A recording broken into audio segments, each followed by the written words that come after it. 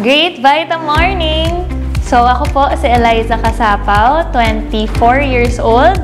So ako po ay kabaitaan dealer or kabaitaan leader ng First Vita Plus. So mula po sa Infinite Champions. So ang kwento naman po ng buhay ko, ako po ay normal lang na estudyante before. Actually, I graduated from University of Asia and the Pacific, batch 2022. Ang course ko po ay Business Administration, major in Management.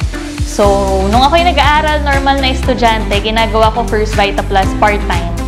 Dahil ang First Vita Plus po, ito na yung aming bread and butter. Ang nagsimula talaga sa aming pamilya ay yung aking mga magulang. Bilang graduate po ng isa sa mga magagandang eskwelahan, magandang kurso, nagkaroon din naman ako ng napakarami talagang options na career na pwede kong tahakin. Pero bakit pinili ko ang First Vita Plus? Simple lang naman po. Dahil sa First Vita Plus, wala akong boss. So yun talaga ang ayoko. So ayoko nakatali sa isang cubicle, ayoko na may nagmamando sa akin kung anong gagawin. Gusto ko may kalayaan ako na kumbaga diktahan or mag-control ng life na gusto ko para sa sarili ko. So nagagawa ko po yun dito sa First Vita Plus.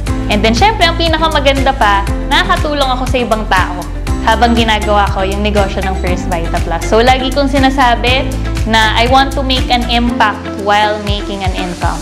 Na alam ko na hindi ko madaling magawa kung ako'y nag-empleyado sa labas. Sa dinami-dami naman po ng mga nakausap din namin from all walks of life, from different ages, marami naman po talaga na hindi agad maniniwala sa First Vita Plus. Pero para sa akin, bakit ko pinagpapatuloy? Kasi una sa lahat alam ko sa sarili ko na napakaganda nung intention ko. Hindi na lang para sa sarili ko lang, kundi para din sa kanila. Na gusto kong makita nila na may ganito pa palang opportunity. Na para sa akin po, alam nyo, marami naman talagang career sa labas. Pero para sa ibang tao, baka ito na yung last chance para sa kanila. So para sa akin, importante po na mabahagi ko yon lalo na sa mga taong tingin ko ay kailangan na kailangan nila.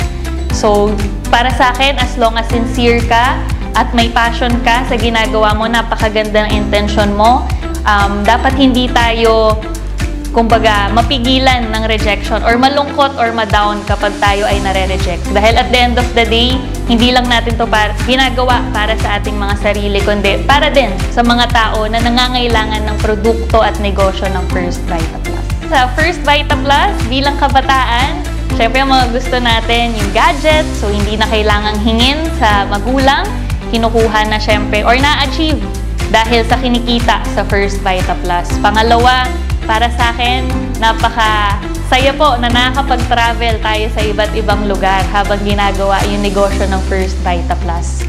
So, dito kumikita ka na, nakagala ka pa. Na alam ko, gusto ng maraming mga kabataan dyan.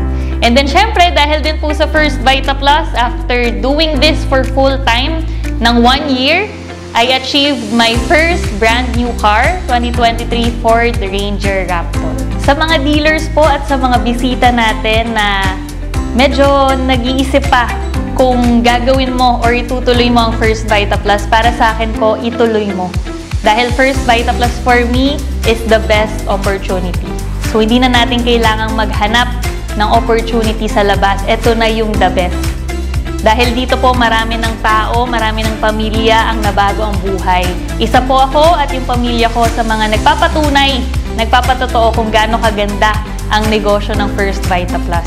So kung nagawa po namin, lalo na ako na bata, walang dahilan na hindi mo magagawa ang negosyo ng First Vita Plus. So yun lang po, maraming salamat and great morning po sa inyong lahat.